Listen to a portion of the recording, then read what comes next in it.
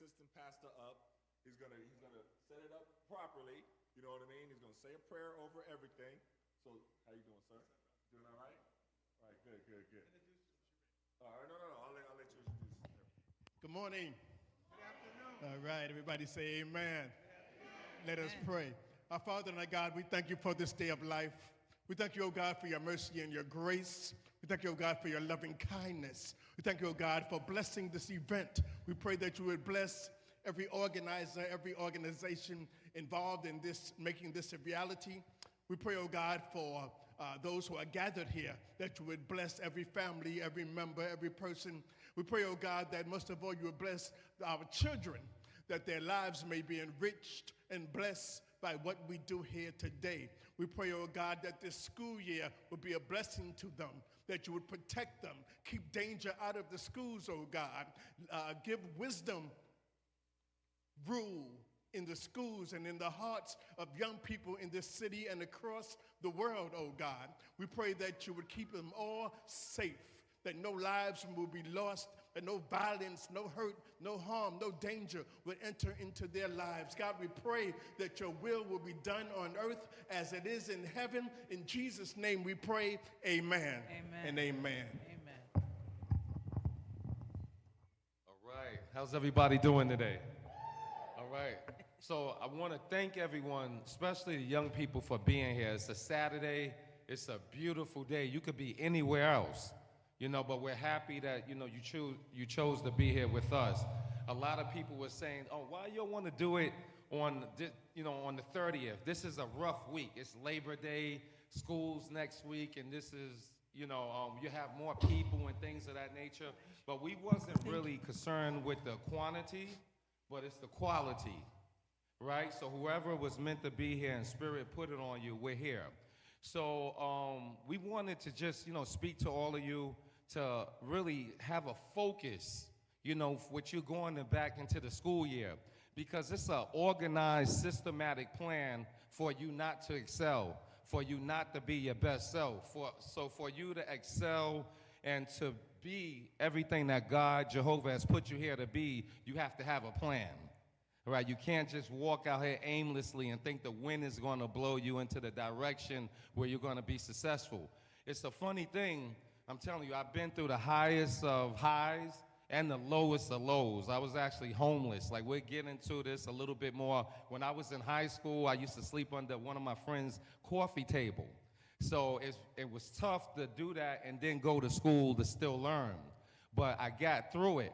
But I know that the person, he or she, the person that has a plan, they get there every time.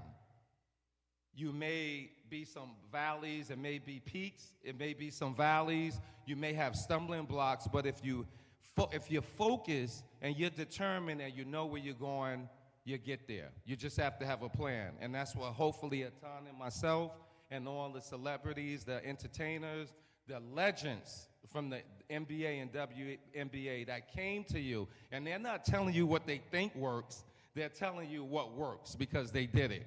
And we're all the same. One of my favorite songs is by Frankie Beverly, We Are One.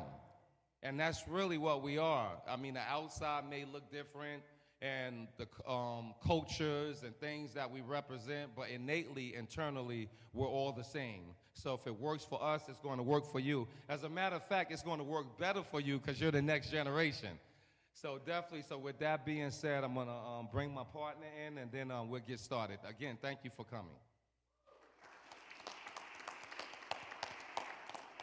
So I've always loved and appreciated the art of spoken word. It's a passion of mine. And so whenever we do these panels, we always like to open up and have a talented poet open up and close, okay? So we have this talented poet, this brother that I just connected with. I've seen him multiple times. The poet world, we've all seen each other perform in different events and different things around the country. He is a gifted poet. He has a passion for young people. And I want to bring him to the stage right now, Mr. Cito Banks.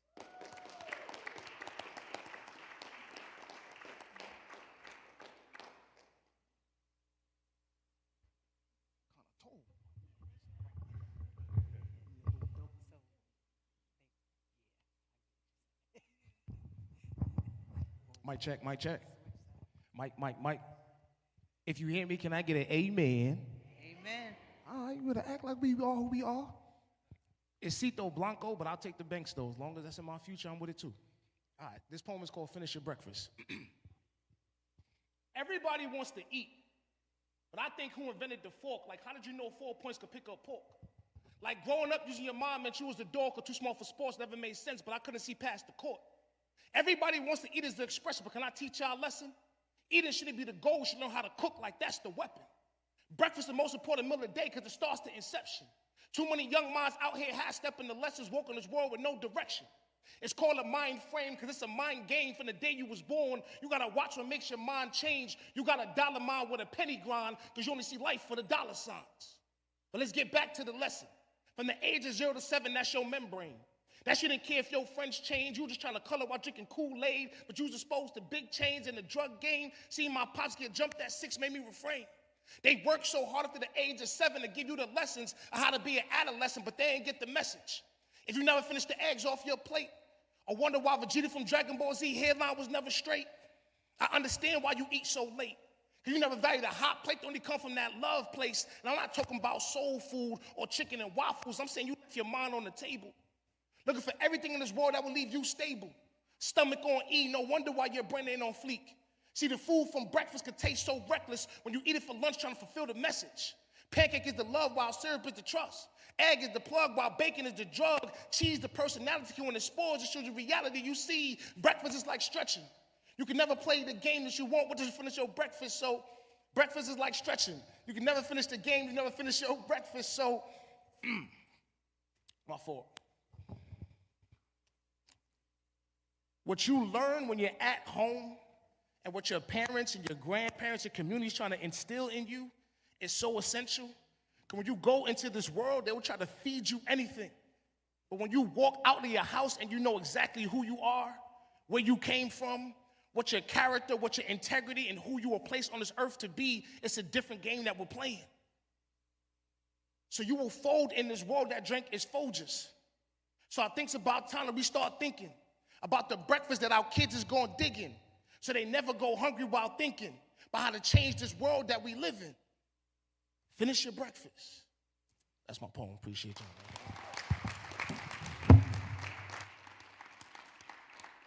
That's what's up. That's what's up. Yeah, I love the art of poetry and spoken word. So let me tell y'all a little bit about myself real quick. I played 11 years in the NBA. I was blessed to be able to play 11 years. Went to Syracuse University for 4 years. And one of the things that I would always see and always happen was there were different things that weren't fair that would upset me, right? And one of the things that I always saw that wasn't fair was that haters were never happy for your success. Now, y'all gotta tell me, all right, because I want to stay current. I'm a little older now, right? I've been out of school for a little while now. You know, it's been a little bit. What do y'all call haters now? Is there a new word? Y'all call them the ops. Yeah, y'all call them the ops. My daughter told me that one. Yeah. But y'all do still use haters? Y'all all use haters. Okay. So how many of y'all have someone that's been a hater to you in your life? Okay. All right. Cool. I just wanted to see. Now, sometimes haters could be some of the people closest to you. Right? Sometimes they could be your family members. Sometimes they could be your friends. Sometimes y'all know your friends could be the biggest haters? Right. All right, there we go. Right. Your friends could be the biggest haters. Sometimes they could be your teachers.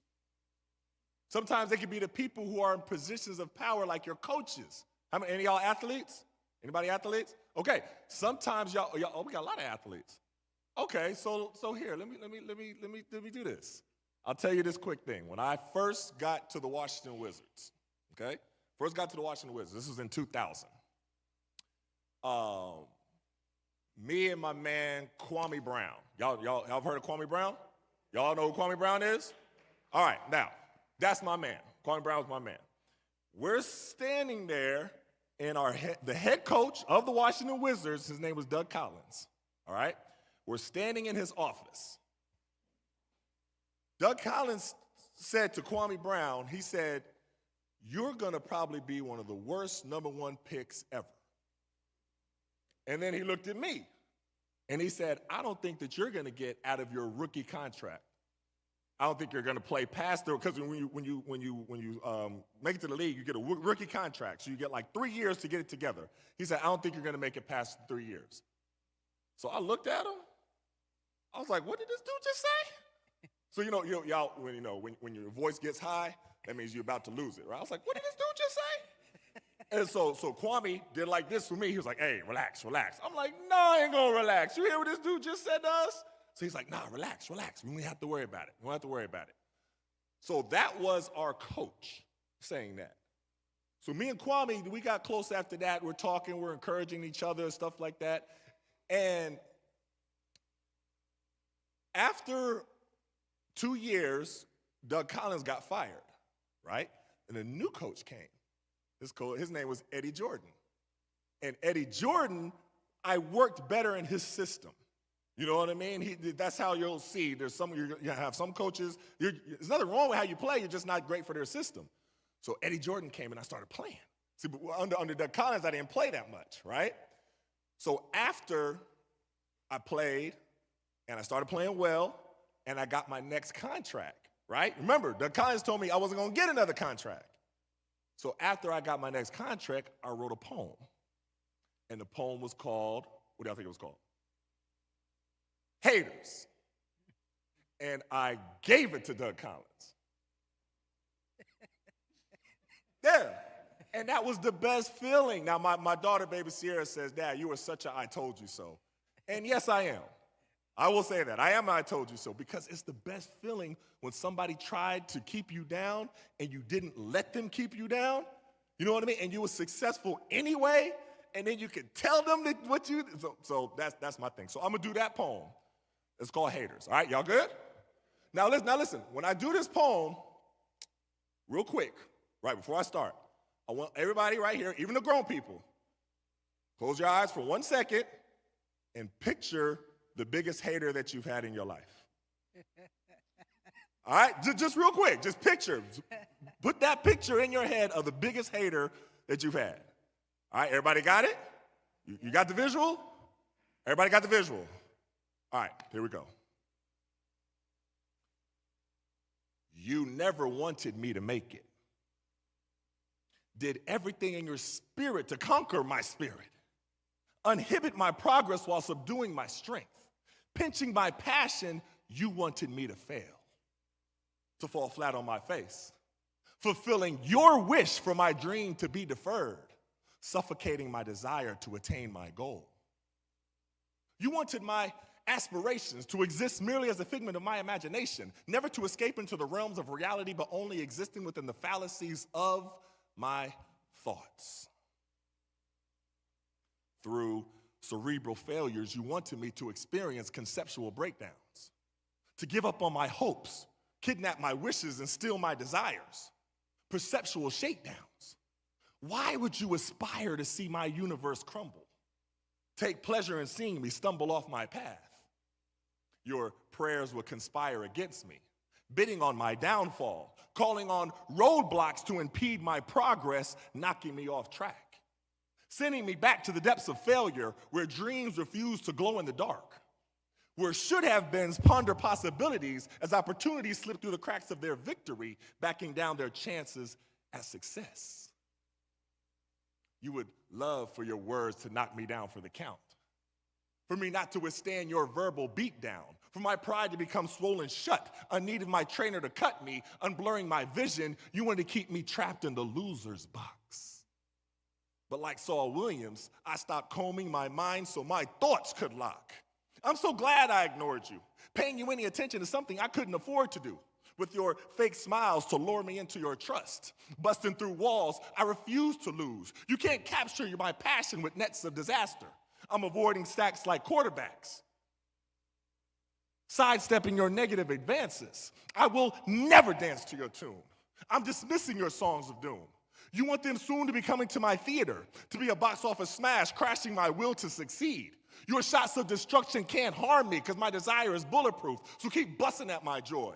I'm catching your bullets in my teeth like I'm Bruce Leroy because I've got the glow of God within me. And prosper not when any weapons formed against me. So put simply, your desires for me to fail will never stop me.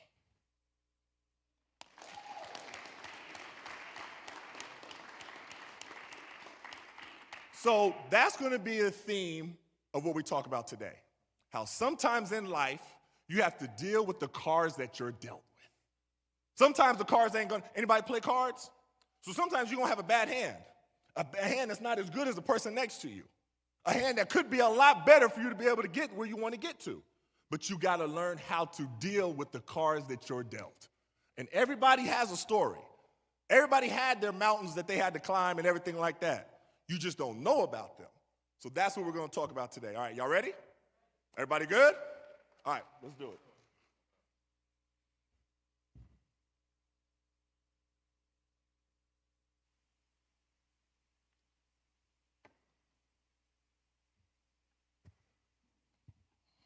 Yeah, all right, everyone. Again, thank you for coming. I mean, that was a great poem.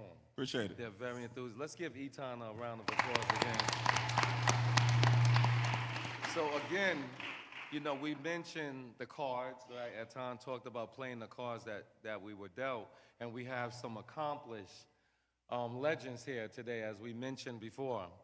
We'll start off with the three-time, right, NBA champion with the LA Sparks, from dynamic high school player like Linden, New Jersey, and just does a lot of humanitarian work, right? And we're just pleased to have her with us, Miss Tamika Dixon. Nice to meet you all. Thank you for having me. Definitely. Okay, now this is my man right here. So when I was in middle school, all right, he came to my middle school, Carver Middle School in Tulsa, Oklahoma. That's where we both grew up, right? I knew his uncle was my gym coach, Coach West. And so Coach West had a little pull, so he brought John Stark to come and speak to us. So that was my first introduction to him. And literally, he spoke to us, and we was locked in on every single word that he said. And our teachers, you know, they was like, you know, they was joking with us, but it was like, hey, why y'all ain't listen to us like this all the time? We tell y'all the same stuff all the time. We like, respectfully, you're not John Starks. You know what I mean? Like this is John Starks. So I grew up a Knicks fan, you know, die-hard Knicks fan. I have my Patrick Ewing jersey. Oh, goodness gracious. We got another Knicks legend in here. Right, y'all see who just walked through? So I had so much respect. So it's big for me having these two Knicks legends here talking to y'all. You know what I mean? Because I grew up literally like admiring them. Like the whole world stopped when the Knicks was playing. You know, nothing else is going on. The Knicks are on TV. You know what I mean? When Allen Houston hit that shot and he ran down the court and did I was like, yeah. I was right there in my living room. You know what I mean? So they have been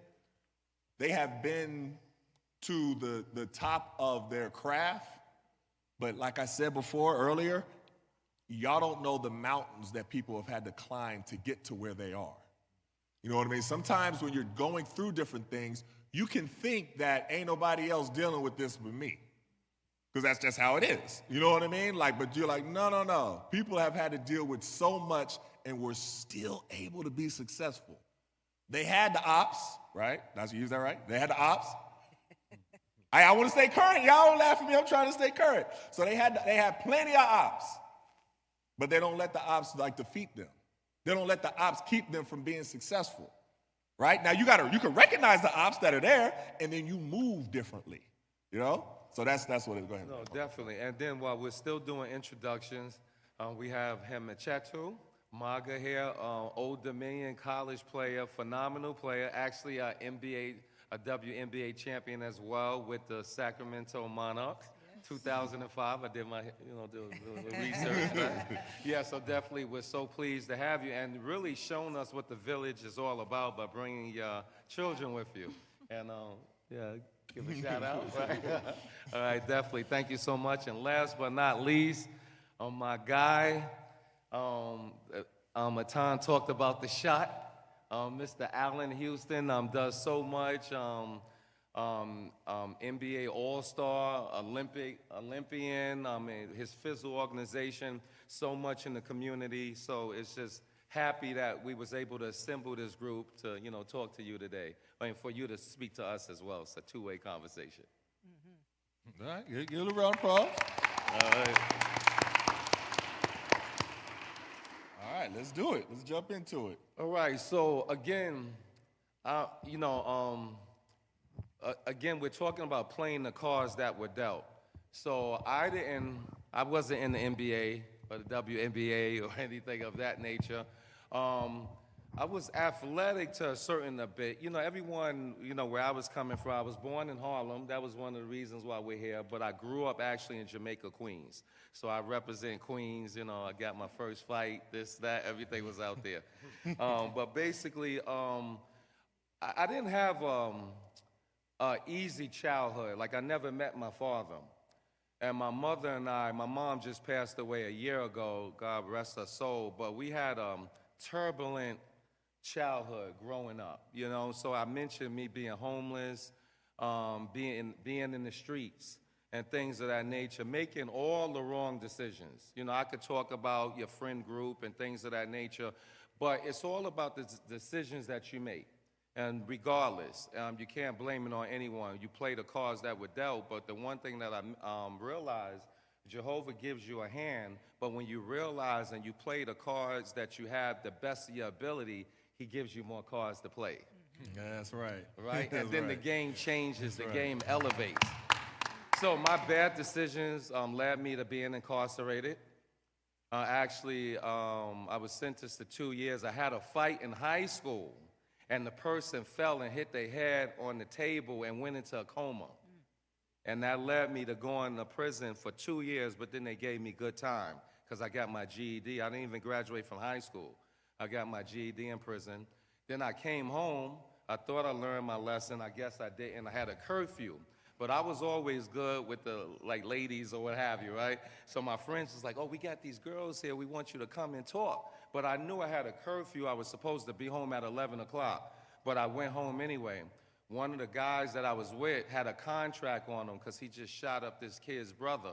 And we was in Queensbridge. And we went looking for girls. It was everything but that. And I never forget, Mama Said Knock You Out was on, LL Cool J. And I'm sitting in the car, and it's just getting sprayed with bullets. And I end up getting hit 3 times. And through the grace of Jehovah, I made it. And I remember laying in the hospital. I wasn't doing no sitting until like another 3 months. And then thinking about my life. And I wasn't a bad person, but I made bad decisions. And I was with the wrong people. So you can't hang with bad people and good decisions come out. So you got to pick and choose. You can't straddle the fence. So I decided to take my life in my own hands. And then I got out and said, Jehovah, if you let me out of this, I'm going to change the world. I'm going to just be a beacon of light. And I got my chance. And another Harlem person, Mr. William Clyde, ran a program at Long Island University, C.W. Post. When I came there, I had a walker, because remember, I just got shot. And he's like, look, oh, man, I see something in you, but I don't know if I want to give you this shot because I have people looking at me. And if we mess up, it's going to mess up everybody behind me. But I'm the type of person, I never had shots. So when somebody do something for me, you could do the smallest thing, but you're my friend for life, right? Because I saw you, you came out for me. So by him believing in me, I finished college in 3 years. And it didn't even take me 4. And then I said, I'm going to be a beacon of light and change. So I have my boys here with me right over there, Dante and Jalen. My daughter is sick. Right now, she would be here. My 9-year-old daughter, she's the boss. But my oldest son is a professional soccer player. He plays for Fremantle in Australia. By the time he was 13, he's been all over the world, right? Brazil, Iceland. My youngest son never got a C in his life. A's and B's. He's at his senior year now at Keene, 3.9 GPA. So, again, sometimes the cards that you have to play them, but you play the best that you can for someone else. right? Sometimes you have to be that sacrificial lamb, that guinea pig. But I'm far from homeless now, right? I have a beautiful house and everybody, you know, I own Fly TV, so I stay fly because I didn't have anything before. So you see how that works, you know? So being that, so I'm probably like more like the average person in here, right? That, you know, had to really work it out. So with you, you know, WNBA, NBA players and things of that nature, I know it's been obstacles as well, right? Maybe you didn't go to jail or you didn't get shot, things of that nature, but nobody makes it to where all of you made it and it's been easy. So this is an open question. What are some obstacles or hurdles that you had to overcome in order to be where you are now? And that's to anyone that want to jump in. I guess I go first. Obstacles. Where should we begin? Like Eton said, I grew up in Tulsa, Oklahoma, Black Wall Street, for those who don't know. So I grew up in a household of, my mother had 7 kids, and she was a single parent. So my grandmother, uncle, 2 uncles, and my aunt and her 5 kids in a 2-bedroom house with a den, and that was everyone's bedroom. Beds stacked to the ceiling, basically. You had to slide in like sardines.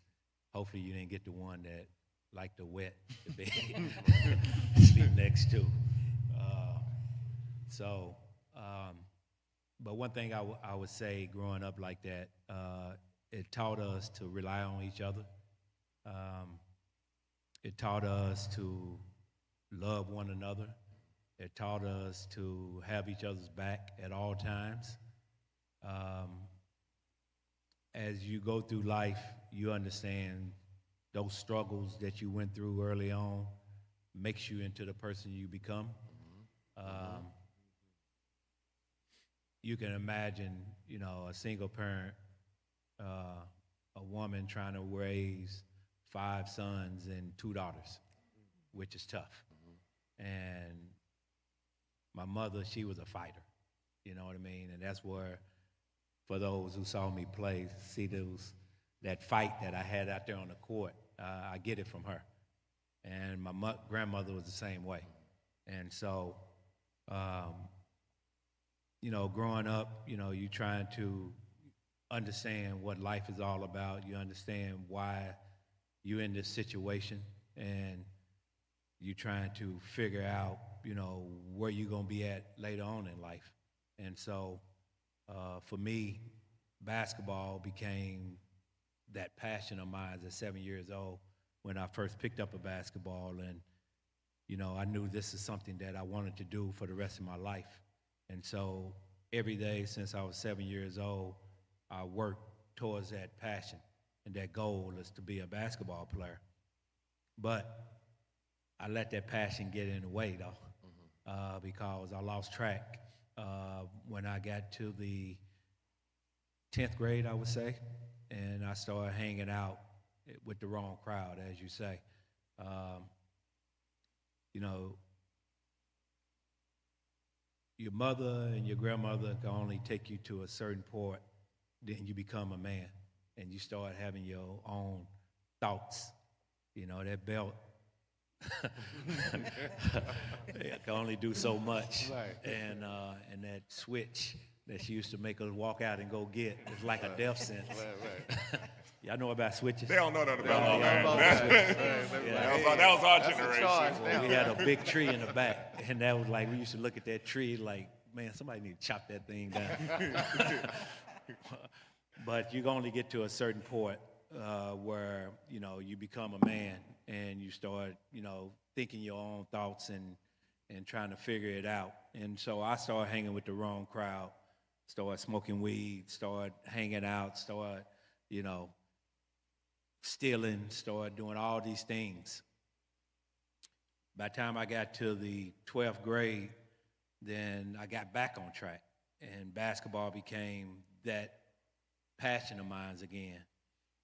But it quickly went away because me and the coach got into a situation early on in my career, in my senior year, where I ended up leaving the team. Then I fell back into that crowd again and ended up graduating from high school. Me and my best friend, so it was like 200 of us in that class. We was 98, 198, and 197 in the class. Because I didn't have basketball before then, I was doing good. And so I had to stay eligible and what have you. And so basketball kind of pushed me to, make sure that I get my grades and what have you. And so once that went away, like I said, I fell back into that crowd. Then I ended up graduating, ended up going off to college. Still had the street mentality. So I go to college my first year, end up breaking into somebody's dorm room, stealing their big boom box.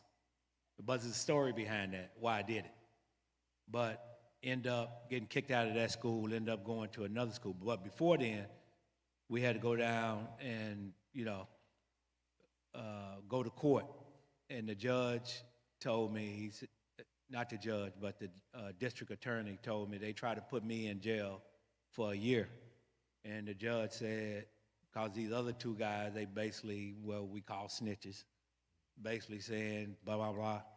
And the judge said, no, we're not going to do that. So he's in school and what have you. So I had to transfer to another school, but he said, you are going to spend a week in jail. And so I ended up going to the other school. During my spring break, I had to go back to the other school and go back to that county and spend a week in jail. And I can remember my mother taking me there. She was so heartbroken, but she didn't say one word to me. All she just told me, you just got to go in there and do your time for that week and think about what could really happen. And so I ended up going, spending that time in that week in jail, right? And I'm looking around and I'm asking myself, do you really want to do this for the rest of your life? Mm-hmm. And I'm like, 24 hours locked up? No. And so I end up going back, obviously, go back to the other school. This is going to be quick. It's going to be real fast. Go back to the other school and just, hard-headed, end up getting kicked out of that school for getting caught smoking weed in the dorms. End up catching the bus back home, and I'm thinking, what lies I'm going to tell my mother now? What can I come up with? So as soon as I got back home, she didn't say one word to me again. Now, mind you, my mother, she is like tough, and grew up on the streets, and so she was a very tough lady. And so only thing she told me is you got to get a job. So next day, end up getting a job. A week later, working at Safeway, bagging groceries, making $3.35 an hour. And so while I was at that place, it was the best place for me at that time because I got a chance to talk to these older gentlemen. And I can remember him telling me, he said, son, you don't want to do this. You don't want to be here. He said, you was in school, get your tail back in school. Still wasn't listening. My brother, known on the streets for slanging. See the money, easy money, what have you. So I'm riding with him. I'm still working at Safeway. So I'm still doing stuff out in the streets. One day, I kind of looked around and told myself, bro, you don't even want to go there. All I was thinking about was that jail cell. Mm-hmm. That right there, thinking about that jail cell, if I get caught, I'm going to penitentiary for the rest of my life. Mm. So I decided to roll back in school. And the best decision I ever made. So the point is, I went to school, rolled back in school, playing intramural basketball, but I was refocused again. Grades went up, still working at Safeway while I'm going to school, but I wasn't playing on a team. I was playing intramural basketball. while I was on intramural basketball, coach, to show you how God is, a coach asked another coach who was starting a team named Ken Trickey, and you remember Trickey? Yeah. Was starting a team and said, you need to come look at this guy. And I'm sitting up there, I'm scoring 35, 40 points a game, right? And I can remember him sitting up in the stands, and I said I had to put on a show. And I put on a show that game. And he said, I got to have him. So I ended up going to a school called Oklahoma Junior College. Ended up becoming a junior college All-American. Ended up going to Oklahoma State. Played 1 year there. Ended up becoming a newcomer of the year. One of the co-newcomer with our boy Richard Dumas. Mm-hmm. End up leaving that, turning pro. End up making Golden State Warriors in 1988. So I went from possibility of being in penitentiary to being in the NBA in 2 years. Yeah. And see, that's what it's about, that resiliency, that fortitude. Anyone else want to share any obstacles or any pitfalls? Yeah, great story, John.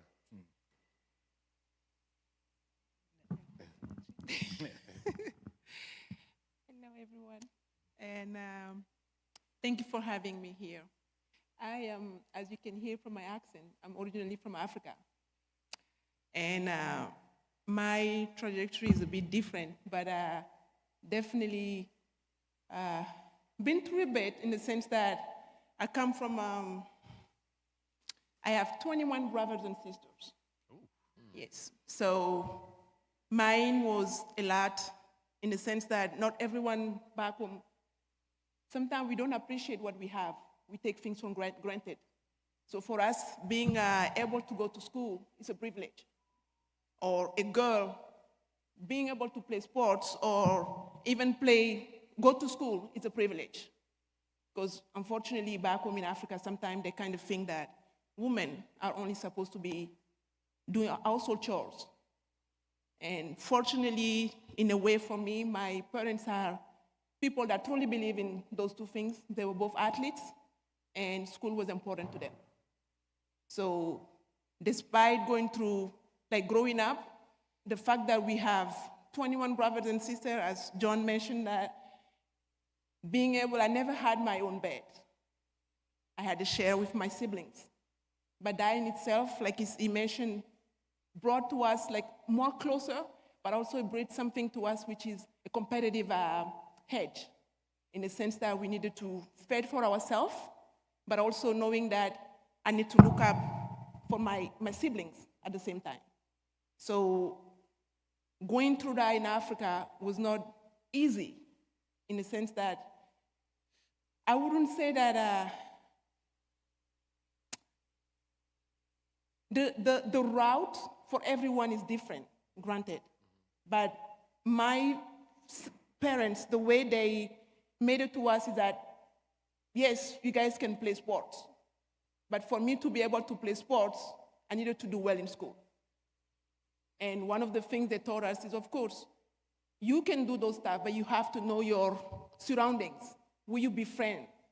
Because in terms of me being able to succeed, I had to go through rejection, in the sense that I was, to this day, trusting people is not easy for me.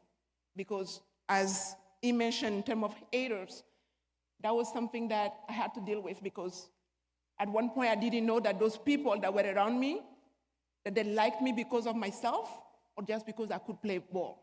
Mm-hmm. And I had a lot of that around me that wish I didn't succeed. In front of me, they said all the right things, but behind it was totally different. Yeah. So knowing who's in your corner, who's gonna be on your side, who you're gonna do your route with is very important. So I kind of use basketball as my way out, because through basketball I was not only given an opportunity to, because I was very shy growing up, and through basketball I could be myself. I was skinny. I was not pretty in a sense. That's how low. So basketball gave me that confidence, being able to play basketball and have friends that I thought were my friends, but behind were not exactly your friends. So going through that process and being able to use school was two things that saved me in a sense. Because through my schooling, I was fortunate to be seen by a coach here, a coach that goes to Old Dominion University and offered me a scholarship to come play to US, which tremendously changed my life. I don't think what I've been able to accomplish, because in Africa there's a lot of athletes, I would say, a lot of talents. But I'm grateful to have given the opportunity, to have gotten the opportunity to come to US, not only play basketball, but also get a diploma. Because school and basketball here, you all are so fortunate because not only you have the infrastructure to go to school, infrastructure in terms of sports, but back home, the parents have to make a choice between playing basketball, any sports, or being a student. Because when we travel, you miss school. And then most of the time, if you don't have that family support, the school is gone. Whereas we always say, anytime you can get hurt, then what do you have if you are hurt? At least when whatever you're gonna learn in that school, whatever trade you learn, it's got something that's gonna stay for you forever. Then that was the privilege that I said I was given by coming to US, because I didn't have to give up basketball. I didn't have to choose between the two. And I can tell you, like you mentioned, not just say it, I was able to do it, and not only do it, but excel at both. I did my undergrad in information technology.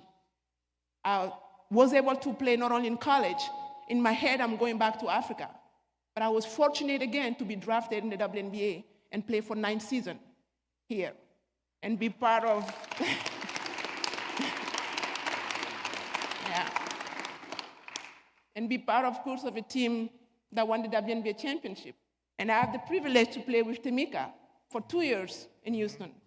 And all those are challenges that, yes, granted, were in my path, but by being resilient and having the right people in your corner, having, like they mentioned, a goal, are things that make that path easier. It's not easy, but it gets easier with that discipline and that resilience. That's great. Yeah. Tremendous. Wonderful story.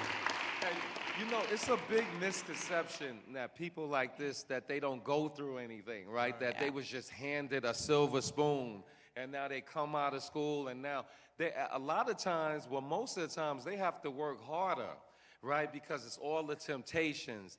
And the people that's successful, they do things whether they want to do it or not.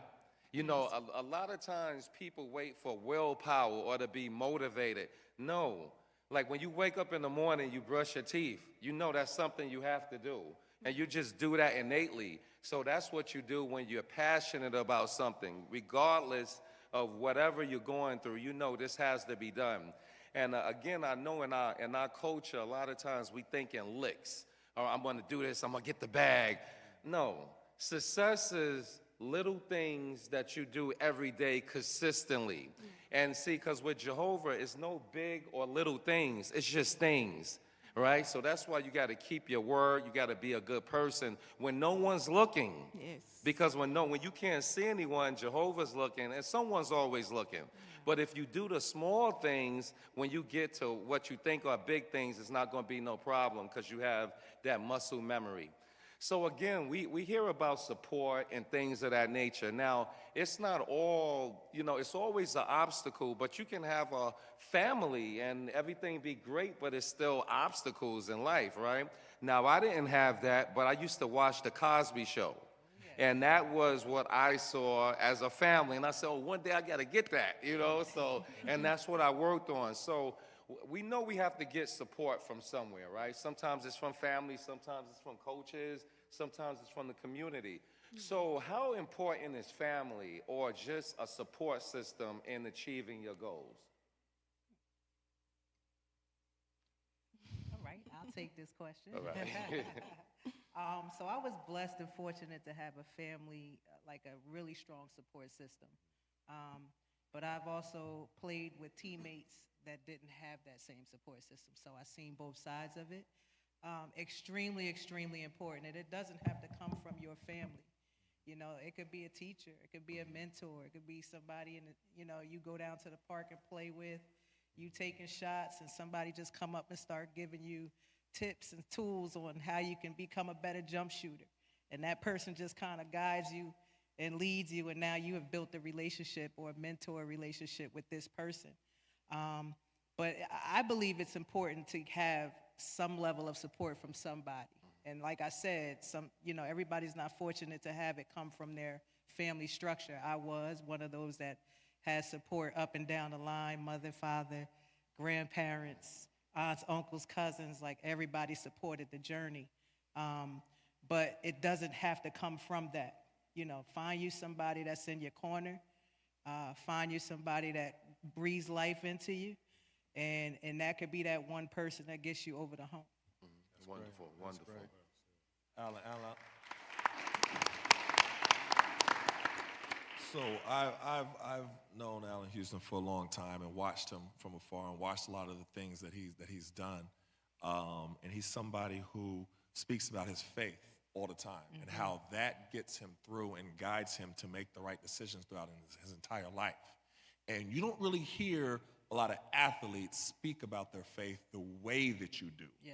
And I wanted to know, how did you have the courage to start doing that from a young age? Because it's not normally done. You don't hear athletes doing that. How did you have the courage to do that? Well, first of all, I just want to say, it's amazing to see your faces here as young people who are leading this next generation. Sitting in here, it gives us inspiration. We're inspired by seeing you because you are up next, right? And when we're up here, we can, see how you all are taking it and receiving it. So I just want to say, first of all, that matters, right? That you all are here. There's everybody's getting ready for school. It's holiday weekend. Not everybody's sitting in these seats. That you're making a commitment by being here today. So I just want everybody to give them a round of applause, right? Just for being here. And as Etan, acknowledged, we are in the house of the Lord right now. We are in this. And so for me, I grew up in these seats. I grew up in Louisville, Kentucky, and my parents, much like Tamika said, I grew up in an environment where that was important.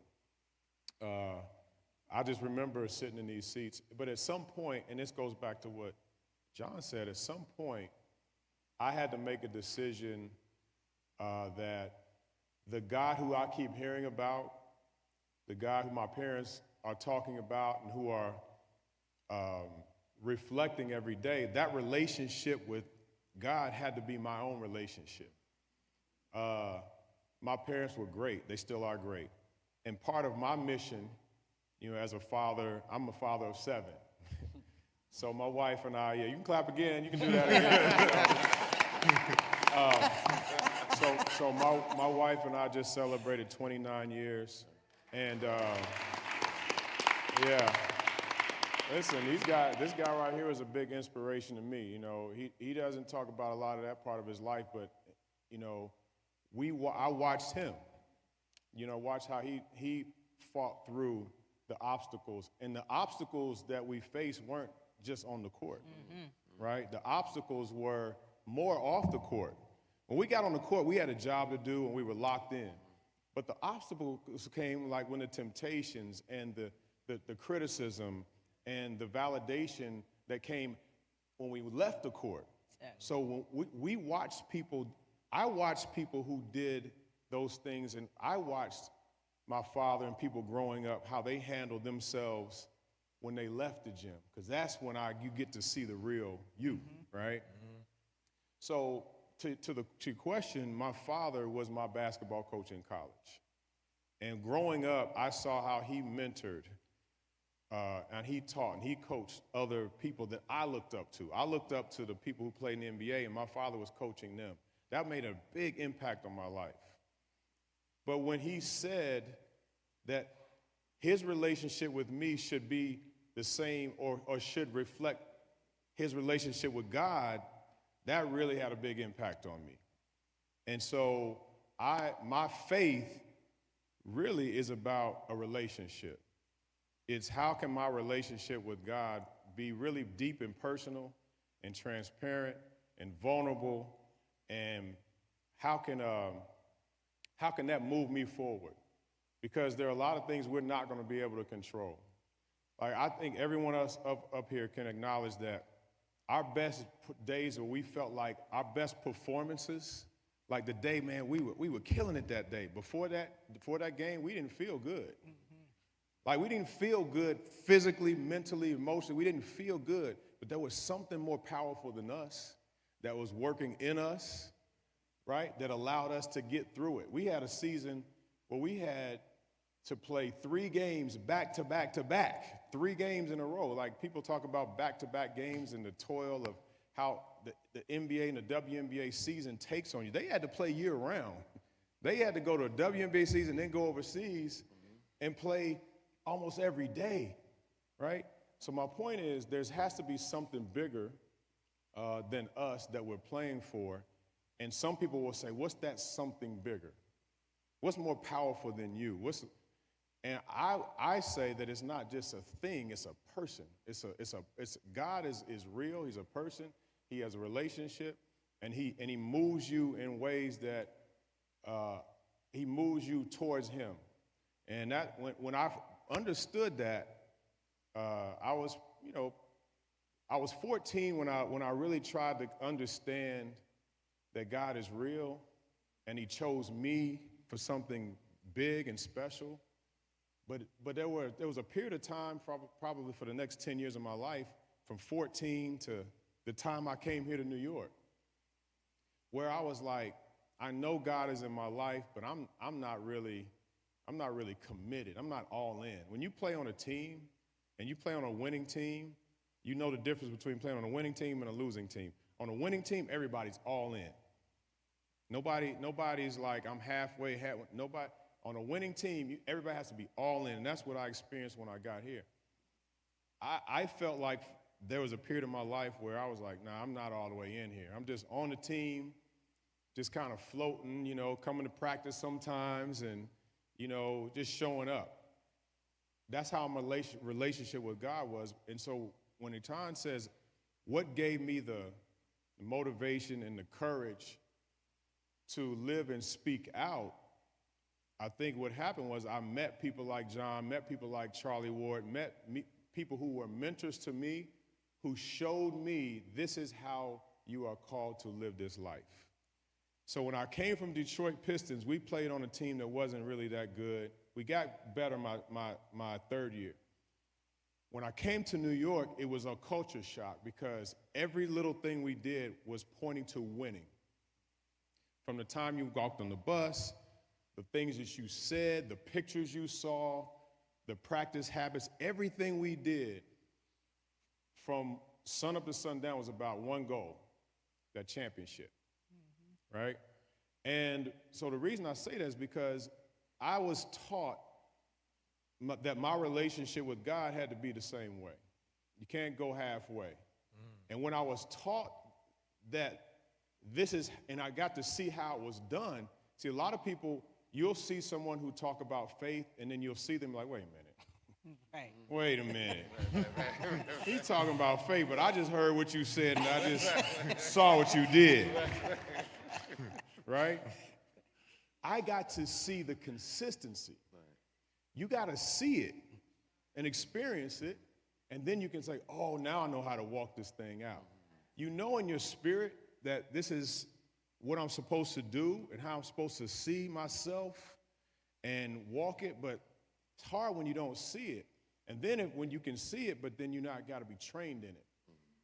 So everything is our training and our mindset, right? When Marlon talks about decisions, our decisions are a result of our mindset, right? The mindset creates your behavior change.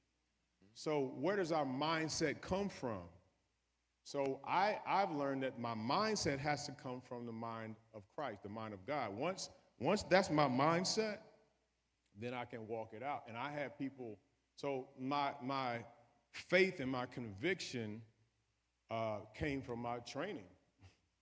I mean, it comes from our training. So we all still trying to walk it out. Like this morning, you know, I was just talking to my kids about that when it says in Psalm 119, it said, blessed is the man who walks with the Lord, right? And the Bible says that who is blameless. Blessed is the person who is blameless, who walks with the Lord. Now, blameless doesn't mean perfect. So we're not saying that we have mastered this at all, because nobody masters this. But what I think that God is saying is, keep your heart and your mind pointed toward me at all times, and I will show you how to walk, and I will show you how to walk it out. And that was my inspiration, because when you taste something really good, when you go to a really good restaurant, and you taste that, man, that restaurant right there, that food, that appetizer, that food, when you taste that, and then you go to somewhere else, some fast food, you're like, nah, man, I don't want that no more.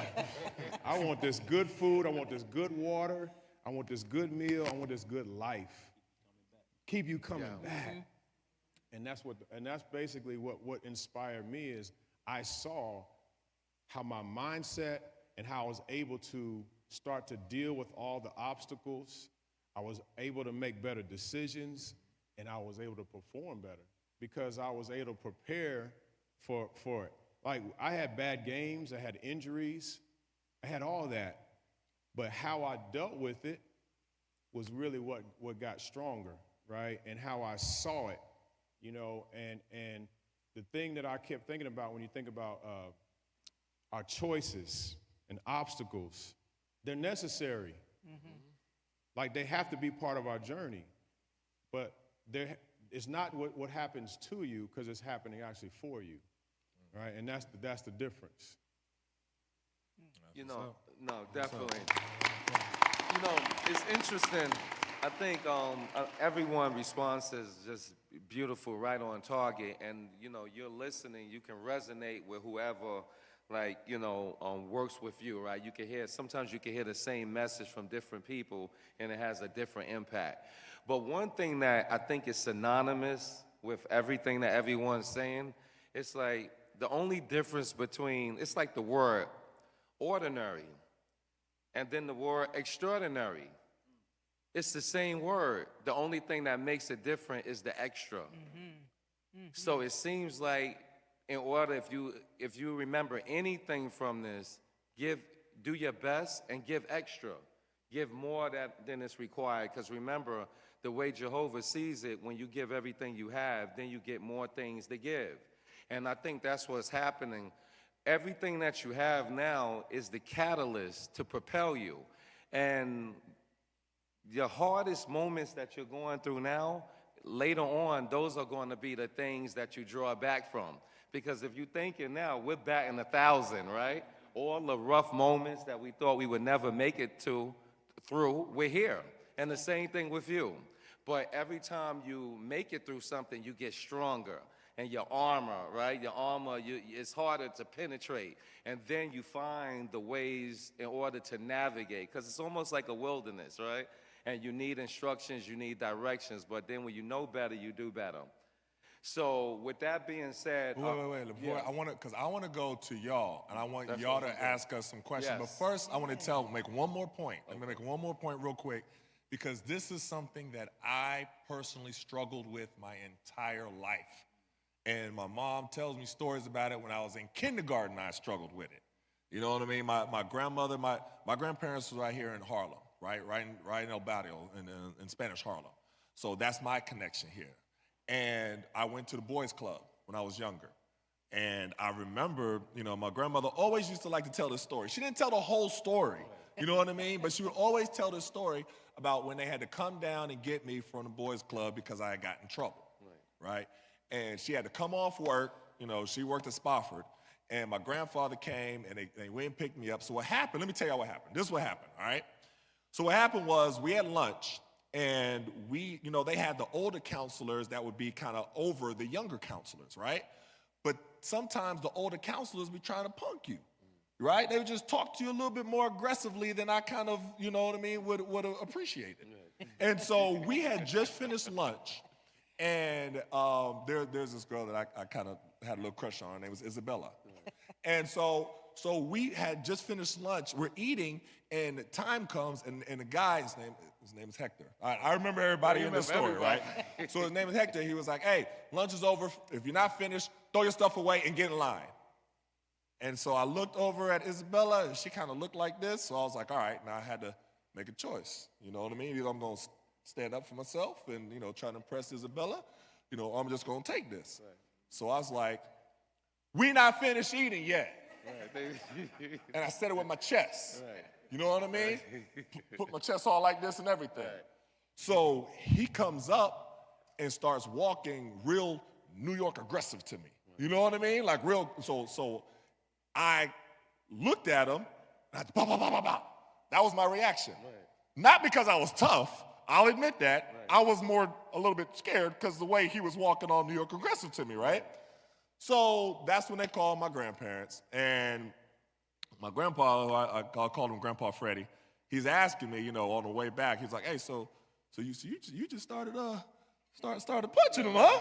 So he was a little older than you, right? You weren't nervous or nothing? I was like, no, I wasn't nervous. And my grandmother, who I call Ning, she was like, Francis. Now, that's how she would say when it was like, serious with him. She's like, Francis. She's like, oh, I'm sorry. Yeah, don't, violence is never the answer. I'd be like, you stood up for yourself. But my thing was always like, I didn't know how to handle situations where something seemed not fair. And those situations kept coming up my entire life. Now, after that, it's funny because my grandfather, he was all proud. He afterwards, my grandmother went back to work to Spofford, and he took me to get pizza. And I love New York. It was right on 111th Street. I might even got an Italian icy for dessert. But my grandmother, she said after a little while, she came back a few days, thought about it for a little bit, and she took me to Spofford. So do y'all know what Spofford is? It's not there anymore. So Spofford was like young people prison. Like before you went to Rikers Island, you went to Spofford. They don't have it anymore, but that's what Spofford was. And she worked there. So she took me there. They called her Miss B. That's what they called her, right?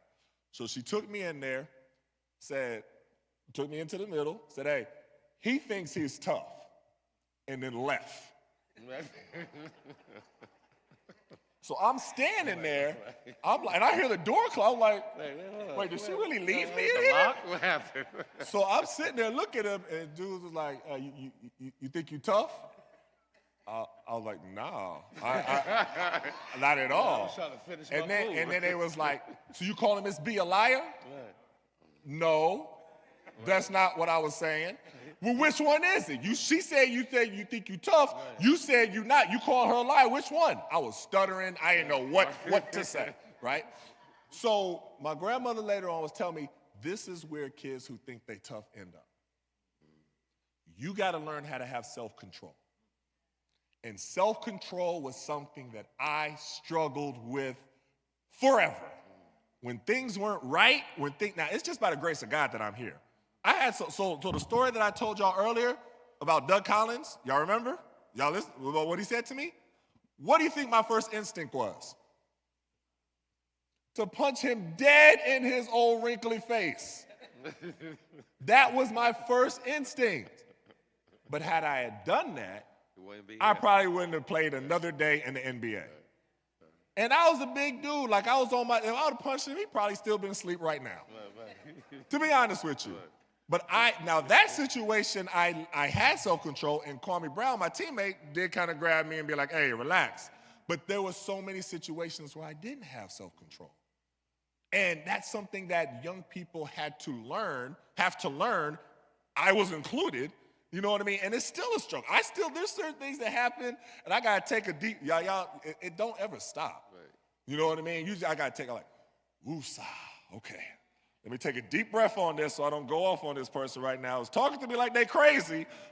You know what I mean? And y'all go, it's going to happen. So having self-control, there is one thing, one decision, one reaction that can ruin your entire life.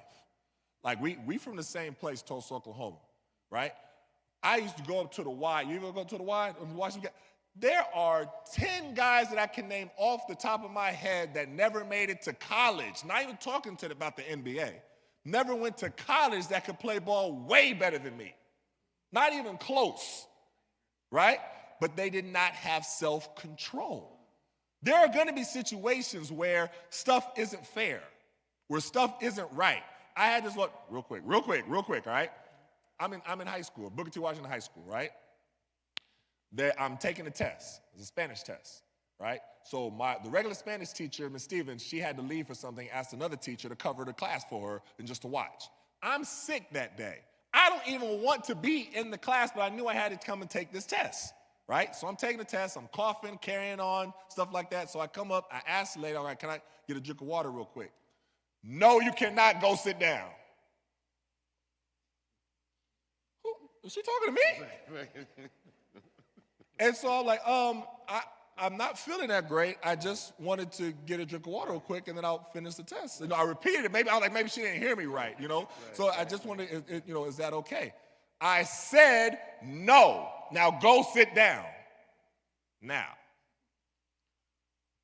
what I did wasn't the correct response. I had a reason to be upset, right?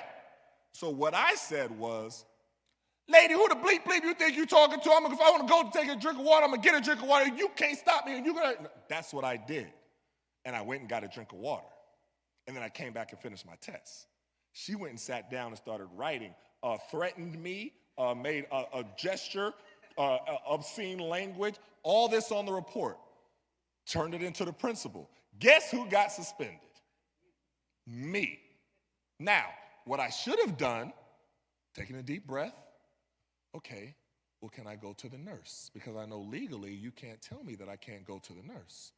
So then I'll just go to, and if you refuse that, then I could, tell the principal that you're refusing to let me go to a nurse because I have an actual ailment that the nurse actually has on a record that I visited her earlier today for. That's what I should have done. That's me reflecting on how I could have handled the situation better, but that's not what I did. So I had to learn the hard way that even if you have a reason to be upset, even if you have a right to be hostile, even if the person is treating you unfairly, you still have to maintain self-control. And that's such an important lesson because we are emotional people. I am an emotional person. And that's just being honest with y'all. But listen, I want to get some questions from y'all.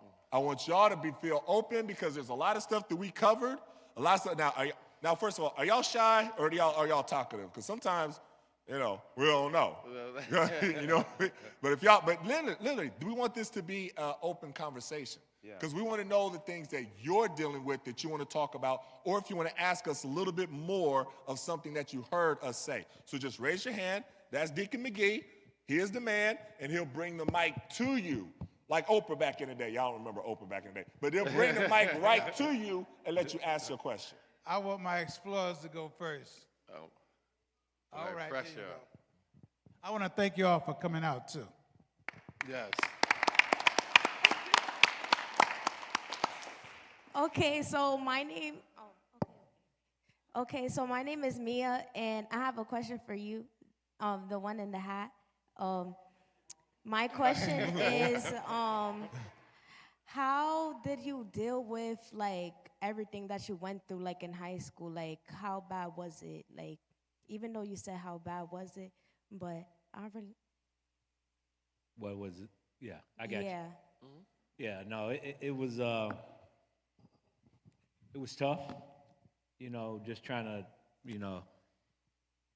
figure out, if this really what I wanted to do, if this is going to turn into something.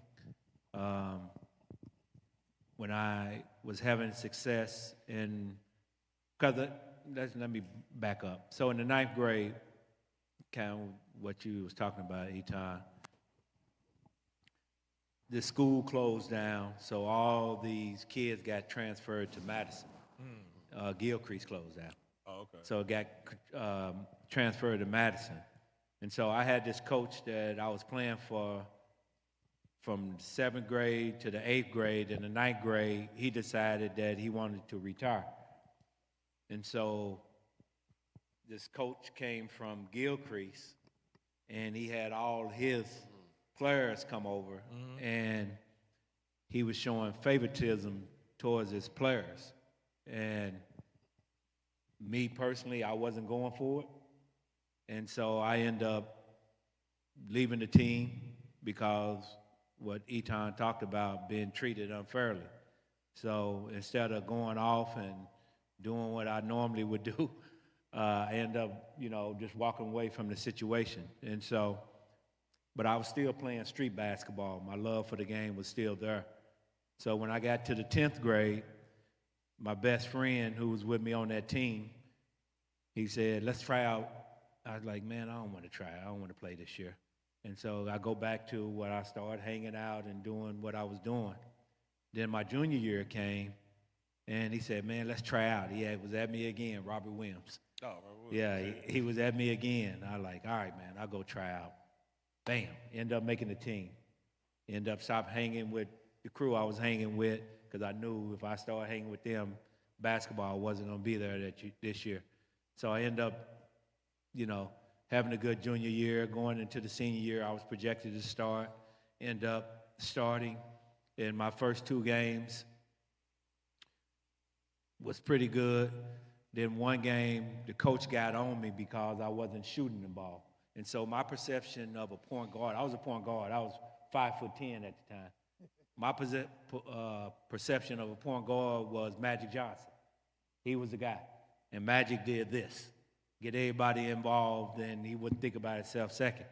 And so he got on me a game and ended up not starting me the next game, and I'm like perplexed with what's going on. And so we go into practice, and I'm already like hot-headed as a kid. And I can remember one of my teammates, I went in for a layup, and he got all over this guy for not putting me on my back. And I just went off on him, ended up leaving the team, ended up doing the same thing. But you're going to go through some stuff as young people, which y'all going through. Y'all probably more so than what we went through because y'all have access. Social media. Yeah, social media, influencers, followers.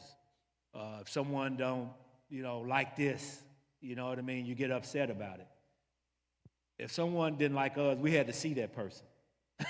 We had to literally be out somewhere, and that person would have to literally come up to us and, and ask that question, why do you like me? What we going through? This, blah, blah, blah. Or you hear it from somebody. But y'all is like right there in your hand. So the things that y'all dealing with is at a whole nother level. Is at a whole nother level than what we had to deal with. We went through it, but it took some time for the word to get back to us. If we knew a fight was going to happen, it was like doing this, what's the name? Hey, man, this guy's getting ready to get with you at the end. Okay, but y'all just text and like, hey, fight is on. You know what I mean? That's how quickly it is with y'all. We may not know that fight was going on until like the third period or the last period. Yo, man, that guy, he want to get with you. Okay. Right. So, but y'all dealing with so much, and something that, you're going to have to pick and choose what's good with you. You know what I mean? What you're going to deal with, what you're not going to deal with. And so, for me and my trials and tribulations was what made me into the person I am. You know what I mean? I always tell people, and I always set things up like this. You at, the first quarter of your life. You got 3 other quarters to go. Mm-hmm. Mm-hmm. It's just like a basketball game. sometimes it comes out and you're doing very well in the beginning, and sometimes you start the game off bad. You know what I'm saying? And so by the time you get to that second quarter and that third quarter, you know, life is good, you know, but you're going to have to make that choice on what you want to do with your life. And I say you live in a 3-foot circle, and what you let inside that 3-foot circle is going to determine what you're going to get out of life. And so for me, I had to focus. And you hear coaches tell us all the time, focus, focus, focus. Same thing in life. If you focus and you focus on the right things, there's nothing you can't do in this world. But it's truly up to you and not the person sitting beside you. That's good. That's good.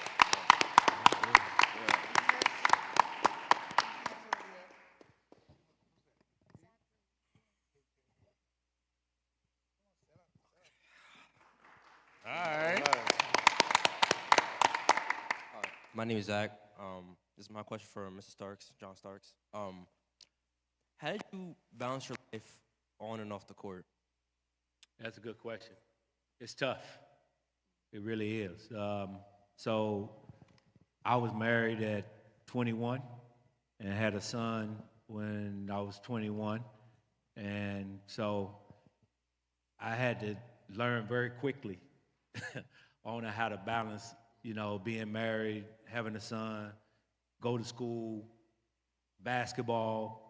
And I had to learn that early on. You know, some guys don't get it until later on in their life, but I had to figure it out. I'm very blessed that I got a good woman, and so that helps a lot. But I had mouths to feed. I have, obviously, my wife and my son. So that probably elevated me to a whole nother level because I wasn't taught how to be a man. I was taught, you know, this is coming from, you know, my mother, and what she gonna, like I said, she can only take me to a certain point. And so I had to figure these things out on my own. And a little immaturity was happening early on in my life. But once I had my son, and I had to, like, you got to grow up, man. This ain't about you no more. You know, you got other people that you have to take care of. And so I had to figure that out real quick. But what I was good at was listening.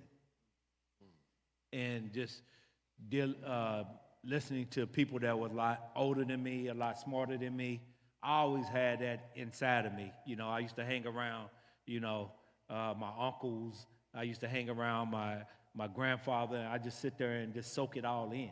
And, you know, even though I was a little knucklehead at times, but all the things that I saw helped guide me through those turbulent waters that you're going to go through in life. And so for me personally, you know, that helped. And then I used to have this family that had the family structure. And I used to see this man go to work every single day, come home every single day, you know, treat his kids properly, you know, in church, you know, Wednesday, Saturday, Sunday. You know, I used to see all this. And so I wasn't getting it early on because, you know, you running, you're doing all these things, but eventually it kicked in once I got my own family. And I said, you know what? I had to think about what role model that I had to, like, you know, look towards to. And I thought about Mr. Pons. We call him Mr. Pons. He was where everybody goes to his house. And he was the guy that I looked up to.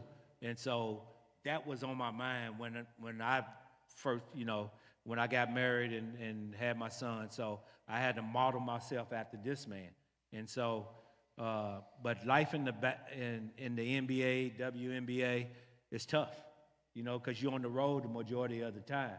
And so for me personally, having my wife, and she was the guiding light of our family. She had to do so much in order to keep everything together where I can go out there and focus on what I had to do in order to bring, you know, money in order to put food on the table, in order to put clothes on our backs. And that was tough early on. But it becomes easier and it becomes repetition as you go through it. And so But it's just something you have to do in life, bro. It really is. It's just something you have to do in life, and you have to make that decision, you know, what you want to do. And I was very fortunate enough, like I said, I had role models, and I just kind of patterned myself after them. Yeah. Yeah.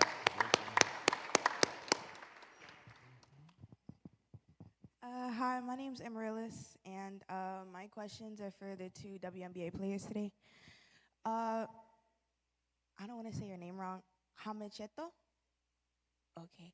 My question to you is, as an accomplished African women's basketball player, what would you say to girls who may come from family with traditional values as well, who want to continue into something that isn't traditional in their family's value life? And to Miss Tamika, my question to you is, as someone who's transitioned from playing into coaching and mentoring, what life lessons do you give your athletes who you'd like to give to us? Thank you. Great. Great questions. Can you repeat mine again, please? Yeah, stand up again. So my question to you was, as someone who's accomplished a lot, who came from a traditional family, what would you tell girls who want to surpass that, surpass the kitchen, surpass household chores, and go farther like you did? What would you tell them?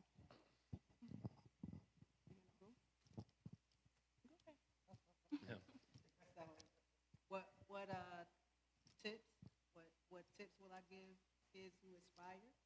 That basically what, okay, I got you. So I do coach. I coach high school girls now, moving into my second season, and it's been such an amazing experience for me. And I'm sorry. The one thing that I share with them and tell them all the time is, and I ask these questions to them all the time, is what's your roadmap, right? So I want you to build out what you want to be, what you want to see yourself succeed in life, and then let's move from that goal and let's start taking some steps back and see how we can get you there. So we have goal setting sessions. We have what are your disciplines? What things are you doing to achieve those goals? So what I would say is, what's your roadmap, right? What do you want to do? What do you want to be in life? And then take steps, take that, and then what are the steps that you can do and I mean the most incremental steps that you can take to get to that ultimate goal, right? Because you got to be able to break it down. So like for me, I wanted to be the first girl to play in the NBA. That was my goal, right? Dad was an accomplished basketball player, and he never pushed me to play. He just said, what do you want to do, and how can you get there? So every morning, 6 a.m., 6:30 a.m., and my godfather is my witness. He'll tell you, I'm at the court down the street from the house shooting my 1,000 jump shots before I even get to school, right? After school, same regimen, right? In between, the basketball courts used to be full during my era, right? So I can always find a pickup game to play in. But any time that I can get to the court and do that, but I had to make sure I got my 1,000 jump shots in the morning and my 1,000 jump shots in the evening, every day. It was like consistent, right? So you have to take those small incremental steps. What is it that you want to be, right? Want to be a lawyer, want to be a doctor? Who can I get to mentor me that does the same thing that I want to do? And what questions can I ask that person? How did they get there? How did you get there, right? And that will help you to create your roadmap. So I would start there. Just what are your goals? Like, what do you want to do in life? And then let's start to take some steps to get there. But you got to start to create the most incremental, consistent, disciplined steps that you could take, right, to get there. And it may not happen. When you look at a goal, the goal seems so big. It's huge. Like to be the first girl in the NBA, huge. Like I didn't know whether I can get there, but my dad said, like, you gotta do. How could you do that? It made me think about what I needed to do to get there, right? So those little steps are so important, and it may not. You're gonna get consistent over time, right? It may not happen all of the time. I'm sure everybody here has not been consistent every day. But you have to have that. You got to have it in your mind as to what those disciplines are, and just work to create those opportunities for yourself every day. And I'm telling you, if you may not become that, but boy, oh boy, you're going to get close. You're going to be better off now, or better off when you get there than when you were when you started.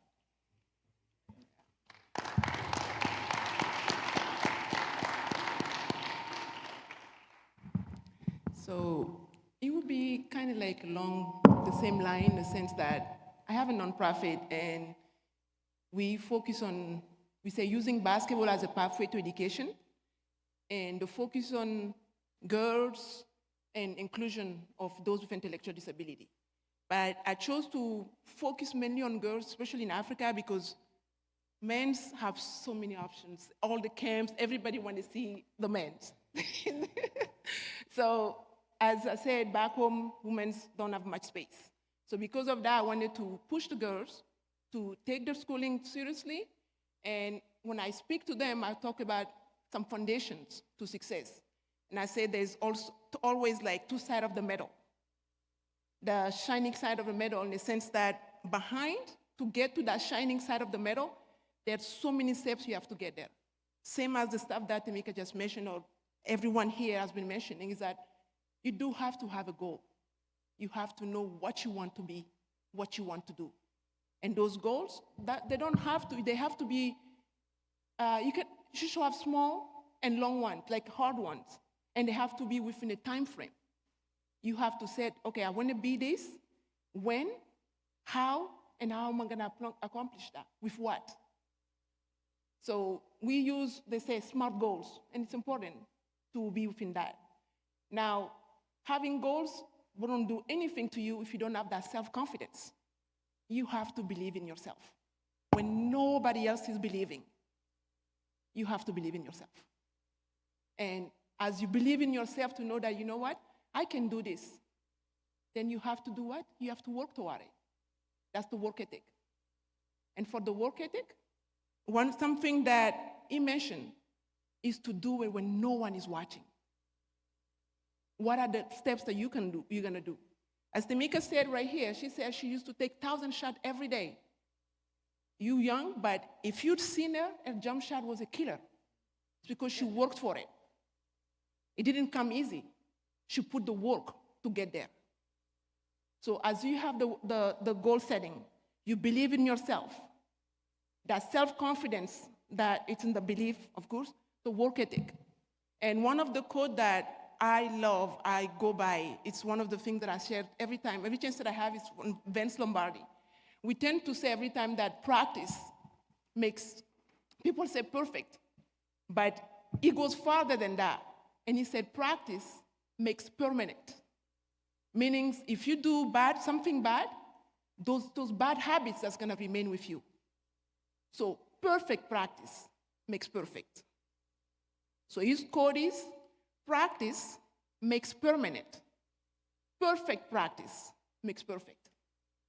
So I go back, you do goal setting, believe in yourself, work ethic, and in that work ethic is when I said you have to do the right way. You have to work hard when no one is watching you. And through that, you're gonna have to be resilient, because there's gonna be tough time. No, it's not gonna be good every day. You're gonna be tired. So many things can happen. Yes. So if you don't have that resilience, that work ethic is there, but you're not resilient, that discipline to succeed, none of it would go far. And as you add all that, I say, be a good teammate and find good teammates around you. And that's the haters part. You're gonna have the haters. So you have to know who to surround yourself with, but at the same time, you yourself have to be a good teammate. You have to be a good person. You have to have empathy toward others. Be caring. When you're good, good things come to you. And I always say, as we talk, faith to me is huge. All the things we say, you can get that faith from your parents, or you may not. But we all should have to believe in something higher than us. Believe that there's something more bigger than ourselves. People will fail you, but your God will never fail you. So if you know that things are gonna get tough, today I'm gonna work hard, and you believe in the stuff that we say God doesn't put in our path, nothing that we cannot handle. So when you have your faith, you hang on to your faith, things get tough, but you know at the end, no regret in the sense that you have given your all, you cannot get what's not for you. Whatever is supposed to be yours will be yours regardless of haters, regardless of others. You will have it. So believe in yourself, goal setting, discipline, in the sense that that's the self-confidence, your work ethic. Be a good teammate and have good teammates and hang on to your faith. Yeah. Thank you. Questions?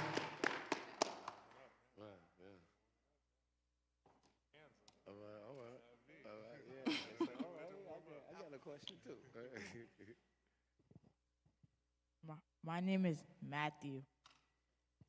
And did you always have a dream of being an NBA player? Did you always have a dream of being an NBA player, either one of y'all?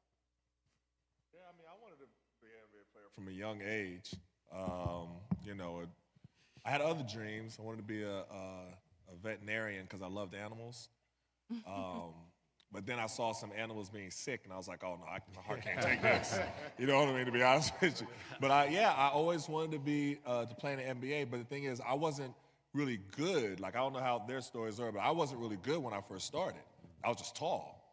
You know what I mean? And my grandfather would take me up to the parks around New York, playing with the older guys. And, you know, guys at the park is tough on you. You know what I mean? And I remember one thing they used to always say about me. They'd be like, man, who this tall country doofy looking dude? Like, I don't know why they kept always calling me doofy. I never even heard that word in Tulsa. You know what I mean? But no, you know, I had a passion with it, and I just kept at it and kept working, and then got better and better. But, you know, it was a process.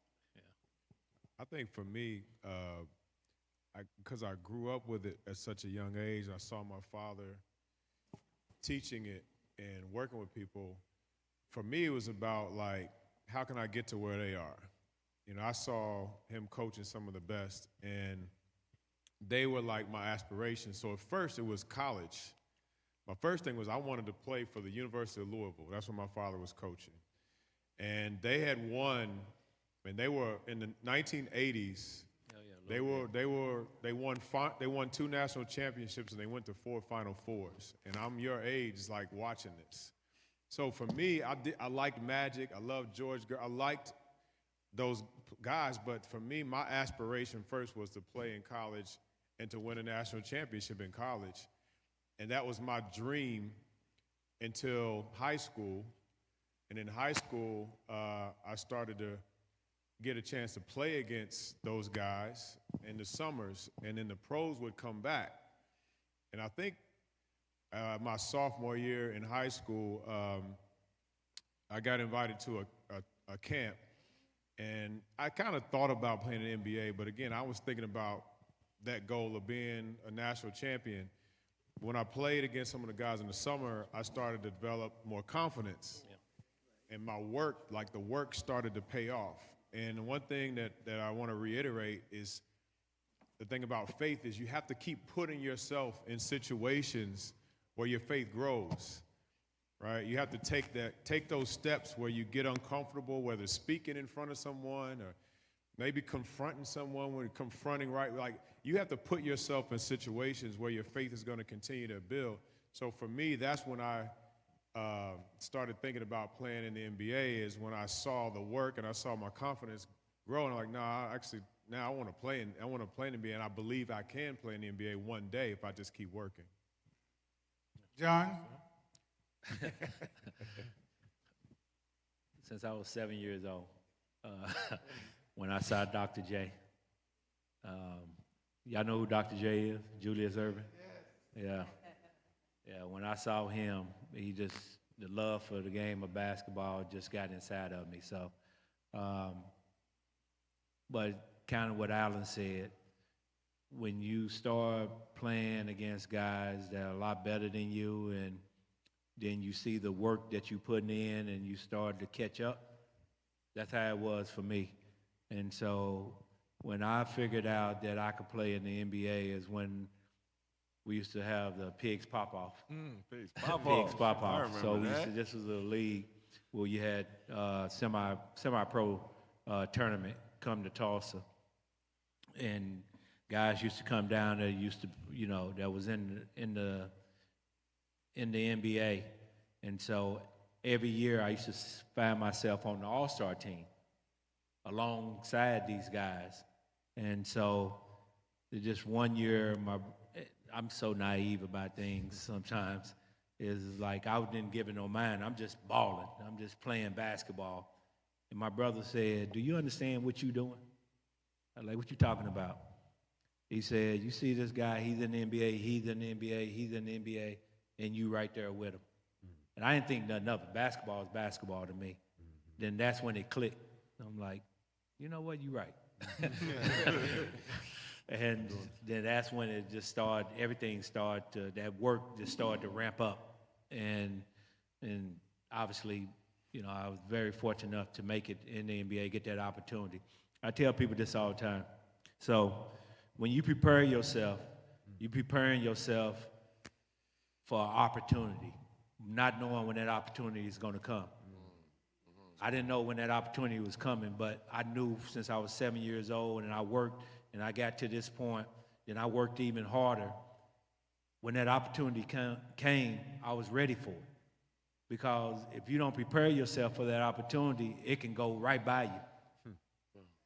Like what you're doing right now, you're preparing yourself for that opportunity. Whatever you want to do, you're preparing yourself for that opportunity. And so when it comes, preparation meets opportunity, success will follow. But if you don't prepare, it's just like taking a test. You know if you're ready for that test when you walk in that classroom that day, because you know you prepared yourself for it. Same thing in life. Same thing in life. I knew I was ready for that opportunity because I prepared myself, just like everyone up here in this pulpit, because they prepared themselves. So when that opportunity came, they was ready for it. That's where you at right now. Start preparing yourself for the opportunity that you want to do something in life. Whatever that goal is, start preparing. Don't wait. Don't wait till it get to that point. Then you're like, man, I'm not even ready for this. No, get ready. And before we go to the next question, that's why it's important to find out what you're passionate about. Yes. Because when you find your passion, it doesn't matter. You're not doing it for money. You're not doing it for anything. You're doing it because you love it, and you're going to do it regardless. Yeah. So that's why you have, and then one thing too, careers in mind. Not everybody is going to be blessed to make it to the NBA or WNBA, but whatever your aspirations are, you can get there. So I want to tell everybody this one thing. John Holland, he's a world-renowned professor. He has this thing called the Riasec theory, R-I-A-S-E-C, and it's a personality test. So some of you now might be class clowns, right, in school, but that means you could be a comic or a writer later on. You might want to talk, all right? Maybe you want to be a host, or you want to be a teacher or a lawyer. So the best way to find out what you want to do is find out what resonates in you intrinsically. What do you want to do anyway? So once you take this John Holland Riasec theory, it asks you 50 questions, but at the end of it, it tells you what careers, not a job, not knocking any jobs, but you want a career, something that could sustain you and your family. It tells you what careers that go with the passion that you have, with the skill set that you already have. And then it requires you to do a little thinking too. Think about your life, because most people spend time thinking about their vacation more than they think about what they're going to do with their families. So do you want a big family? You want to live in a condo? You want to live in a house? You want to live in an apartment? You want a truck? You want a sports car? Because depending on how you map your life is the career that you're going to have to go after. If you talk a lot and you want to make a lot of money, don't be a teacher. Trust me, right? But you might want to be a lawyer because it's the same skill set, but you make more money. So again, each and every one of you have to map out how you see your own life. Nobody else can do that for you. All right? So it's important to take these same disciplines, strategies, and apply it to whatever you want to do. All right? Not only sports. I just wanted to say that. That's what's up. Okay, great. So I think combination of Matthew's question and your responses kind of addresses some of what I want to ask you. But, I think as most of us know, sports has become a really big goal for a lot of our youth. Everybody wants to, catch passes in the NFL, shoot threes in the NBA. So I think it's really important for everyone to have a plan B. So I wanted to know, for any of you up there, did you have, like, while you were growing up and you had as a goal to play in the NBA or the WNBA, did you guys have a plan B, a realistic plan B, where anything could happen along the way? You could get an injury, you'll no longer be able to achieve that goal of playing professional sports. And also, the second part of that question, how important is it for those student athletes of today that have a goal to play in the NBA or professional sports for them to have a realistic plan B? Because you could actually have a longer career as an agent representing 10 players than you can as a player, or as a surgeon, or as a doctor, or anything on that level. So if you guys could kind of maybe talk to the student athletes regarding the importance of a plan B and whether or not either of you had a plan B when you were growing up. That's a great question. Yeah, great question. Great question. So my plan B was that I wanted to be a teacher. So when I was in high school, one of my things was, it's not fair that we're not learning about our own culture and our own history in these schools. That was my issue. I was like, why are we always learning about all this European history? Why am I learning about Christopher Columbus discovering America when there's already people here? That doesn't make sense. So I was questioning a whole lot of stuff. So I wanted to be a teacher and teach the right way. That was my plan B. But I do want to say this, y'all athletes, right? Of course everybody wants to play in the NBA, but going to college, if you could get your college paid for, and then now y'all got NIL, so you get college and some money with it? Like, that's an accomplishment right there. Look, college was expensive. There was no way I was going to go to Syracuse University, if my mama had to pay for it.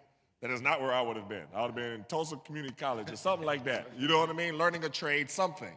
So yeah, if you could use athletics somewhere to get you a scholarship to college, use that. And that's a goal in itself, and that's an accomplishment in itself. Yeah. No, me personally, I would probably be in construction, because when I was, I had to work. Mom wasn't giving no money, grandmother wasn't giving no money, so we had to get out and get a job. So at 15 years old, I was working for this, I guess it was a program that they had where students can go and rehab homes during the summer. And so I really loved that because I watched me do something that was kind of special, take something old, turn it into something new. And so I really enjoyed that. Like New York, when I got to New York, I used to come downtown and see people building. I just stop and just look and watch them build. You know what I mean? Because that was a meaning of progress to me. I think that's what it was. And so probably something in that aspect was in construction, and something that I love. Yeah. What's up? Thank you. Thank you. Question? I worked as a roofer too. As a roofer? I would suggest, if you're a roofer, do not work on your own roof. Aluminum roofs. Let me tell you a quick story. So, real quick. So, when I left I was getting ready to turn pro in my year at Oklahoma State. And so, during the summer, before I went to San Antonio, if I went to preseason, I had to, get out and get a job because I had my wife and my son, so I had to feed them. And so I was very fortunate enough, I can say it now, one of the alumni gave me a job. Back then, you couldn't say that stuff. Okay. But Okay. one of the alumni gave me a job. And so he had a roofing company. And so I was working on this roof, OSU, right there right off of downtown. I was working on the roof, and it was an aluminum roof. And I'm like about a week out before training camp. And so it was raining that day, and I had my boots on. This don't sound good. And I'm up on top of the roof, missing, getting ready to put a panel in, slipped. And this roof was like that. The only thing that saved me is that I caught it with my elbow like that and hung on. And the guys had to rush over and pull me up. Pull me up, man. You talking about the life just went out of me. Good Lord, John. Oh, my goodness. My career would have been done. Broken back, everything. There's nothing but concrete down there. And the guy talking about, you done for the day, get off the train. You done for the day. Yeah. Good Lord, John. Don't do that, John. Don't do that at all. All right, go ahead, Digga McGee.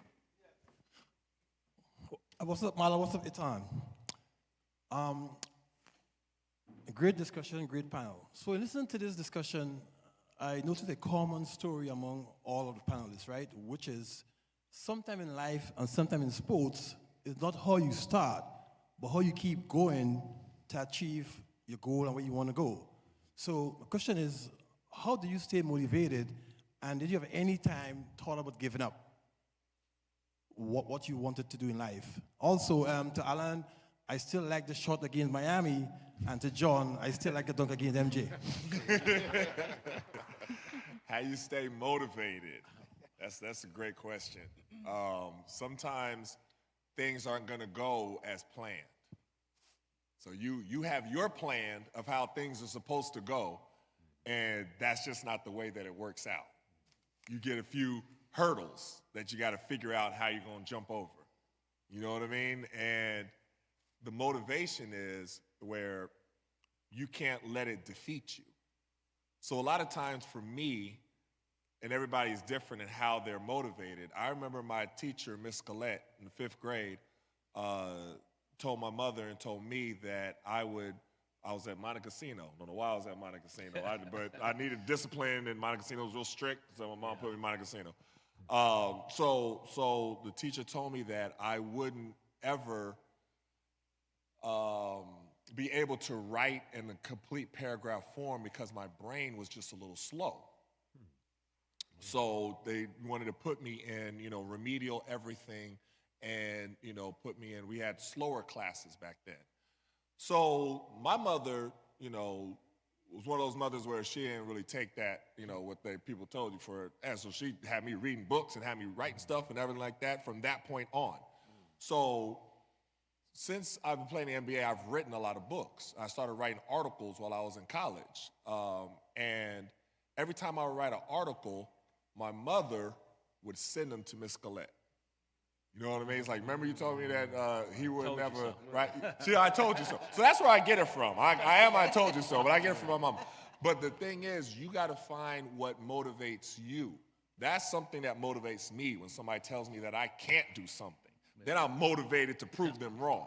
You know what I mean? So that's what, but you got to find out what is it that drives you and what motivates you and it kind of keeps you going. Yeah. I would say too, a lot of it depends on what stage of life you're in too, right? Like when you're young, you might be motivated. We were motivated to play in the NBA.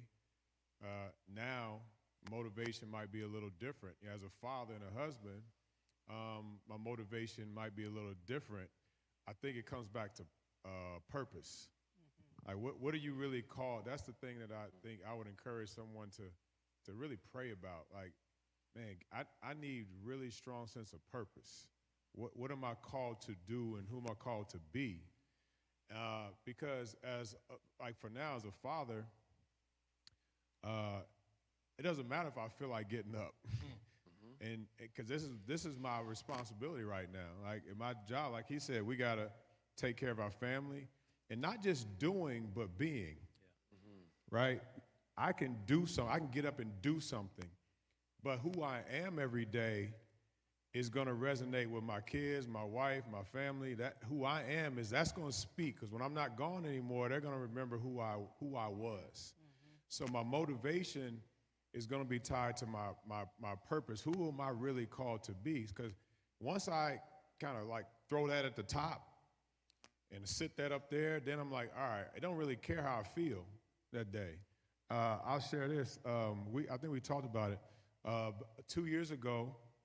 So my father, I want to say now it must be 15 years ago, was he got diagnosed with prostate cancer, got it done, beat it. Praise God, we were all great. Well, now since then, every time I went back to the doctor, well, I'm red flag, right? Now I gotta watch my health, because once my numbers go up, went to the doctor in May 2 years ago, and guess what? We got to get the test, got to get the biopsy, and found out that now I have to deal with this too. Got it done, and praise God, cancer-free and all that. The reason I share that is because, well, thank you. So, and a lot of us have gone through that, right? And you know, I wasn't really trying to talk about it a lot, but the reason I share that is because during that process, there are a lot of times where I didn't feel like doing certain things. And my motivation at that time was different than it was when I was in Madison Square Garden. You know, it's different than it is right now, because the circumstances are a little different, but it still comes back to my purpose, who I'm really supposed to be, who I'm called to be, and what I'm supposed to do, and that really hasn't changed, you know. So, yeah, that's how I would answer that. You know, how you stay motivated. That's good. I will. Wonderful. I would add to what they've shared, in the sense that he mentioned last time that make sure you do something that you are passionate about. So at a young age, possibly, if you go, sometimes people just do something just because somebody else is doing it. Right. Then challenges will come. It'll be hard for you to do it because your motivation won't be there. Right. Whereas when you do something that you are passionate about, there will be sacrifices that you have to make. They won't seem like sacrifices anymore, because it's something that you love, you're passionate about. So at a young age, it's important to know, don't just follow the crowd. Define exactly, it comes back again to the purpose. What is your purpose? What do you want to accomplish, and what are you passionate about? That's good. That's good. That's good. Wonderful. Thank you. Wonderful. Yeah. So with this being said, I mean, this has been a wonderful conversation. You know, we could be up here all day, but we want to respect, you know, everyone's time. Been a great audience, and we'll still be here after, you know, to talk and one-on-one, anything, to just share some information. One thing I want to do, too, is give a super shout-out to all our sponsors. You know, again, it's the community, and no one does anything alone. So I want to give a big, huge shout-out to Opolis Spa, the foundation, casino. I want to give a shout-out to tomorrow's leaders that's in here, Guns Down, Lives Up, #1 draft pick for doing the flyer for us and the great graphics. It's a whole community. Tan and I came up with the idea, but once we did it, people put things into action. So we definitely have to give them the props. Clear on goal. And I want to thank Code 31 for being here. Again, I mentioned casino. Outside the booth is here, BX, singer extraordinaire Mark Dorsey. He came out, and again, I want to thank my sons for coming out, because that's what I do this for, to make my children proud of me. Because remember, I said I never met my father, so I'm the father that I wish I would have had. So that's the whole, you know, reason with this. So again, we want to thank everyone. So with that being said, we open up with a great poem, and we're going to end it with a poem to just send us out on the right mood. So J. Rose, I believe she's here. Yep, all right, there she is. And again, we'll hear your wonderful poem. Ladies and gentlemen, J. Rose.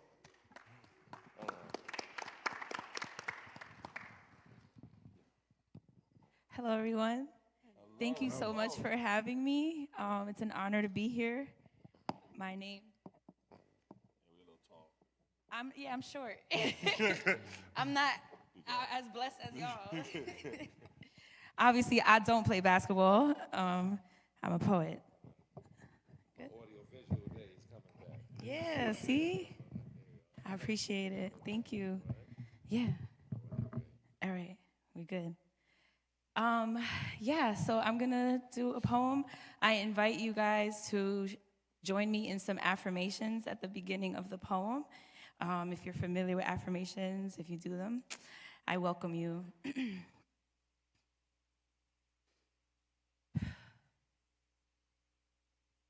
I am worthy of wealth. I am worthy of wealth. I am worthy of health. I am worthy of health. I love myself. I love myself. I trust myself. I trust myself. I am enough. I am enough. And when things get tough, And when things get tough, I'm still enough. I'm still enough. All right, Ashe. Okay, let's get into this poem.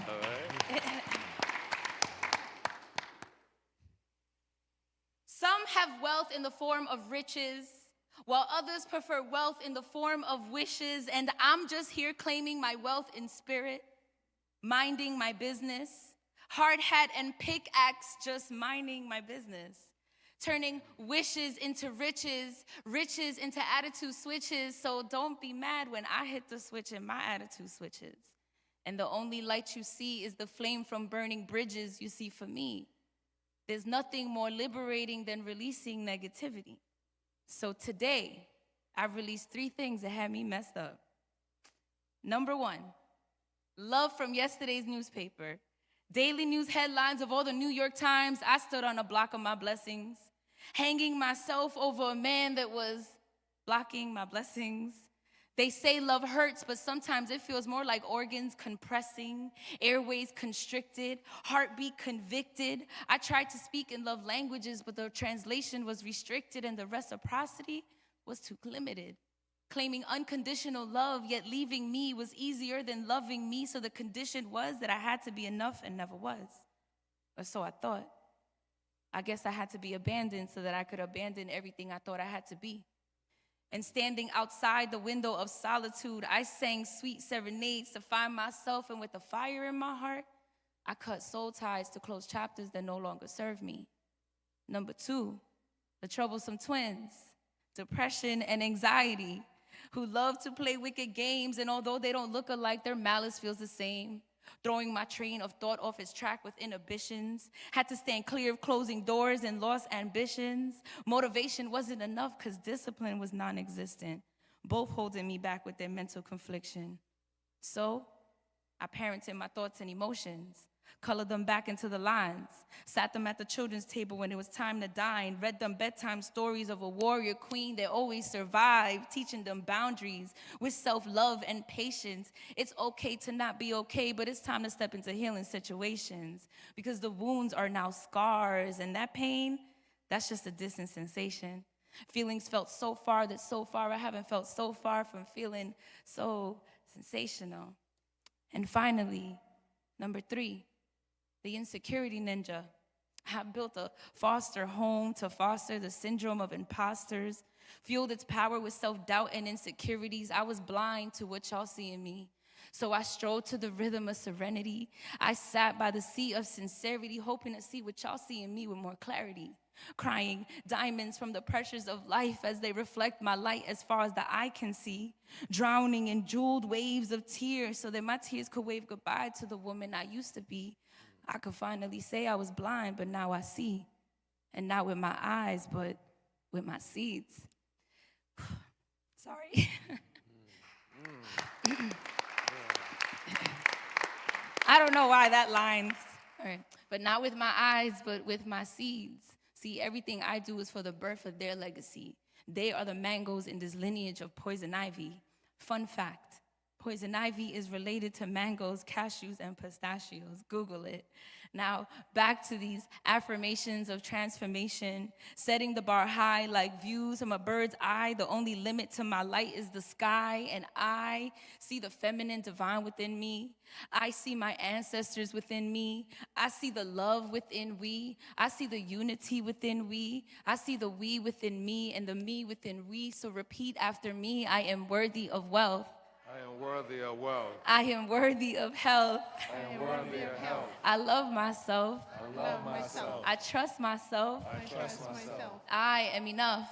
I am enough. And when things get rough, When things get rough, I'm still enough.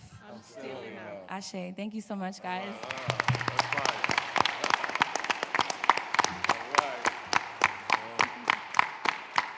All right, wonderful, ladies and gentlemen. Again, thank you again for coming out. We're going to be going around the country with this, so be on the lookout. We'll be sending out different information about our next stop. But when you leave, we have book bags, we have school supplies in the back. We have some information from our sponsors as well to sit and talk to everyone. And again, we'll be here too.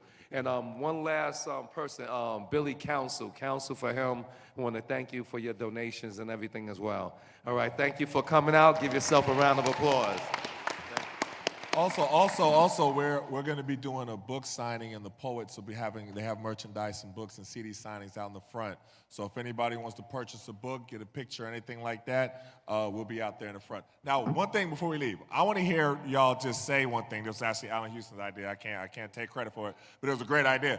I want y'all to say something that you learned today, something that resonated to you, like something that was like a moral of the story that you felt. Just blurt it out, whatever you felt. You don't even have to, go ahead, what'd you hear? There we go. Not crash out all the time. That was me. Not crash out all the time. What else? What else? Anybody else? Go ahead. Keep going and never stop. That's fantastic. Give me another one. Believe in yourself even when it's you against the world. Fantastic. Back there? Discipline. Yes. That's great. That's great. Those are all, go ahead. Prove the haters wrong. That's what's up right there. Right. Go ahead. Go ahead. I am enough. That's right. That's right. Come on. Give me another one.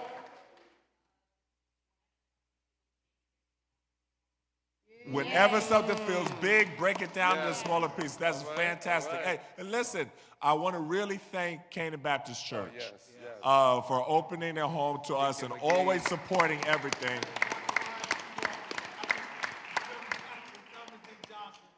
What I hear? What do you think? Reverend Johnson. Oh, Reverend Johnson, the head pastor, Reverend Johnson, and got it.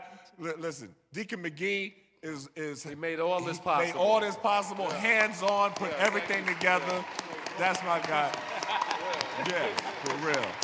So we appreciate y'all. All right, we can close on out. We'll close on out. Any pictures or whatever, we'll right. up right here. D.M.E., do you want to close us all out? Yeah. All right, hold on. Did this come out? Okay. Oh, just close us out. Yes. I mean, before we, oh, well, it's real loud. But before we leave, I want all the explorers to gather around y'all, and we're going to take a group shot to send to the chief. Yes. All right? That works.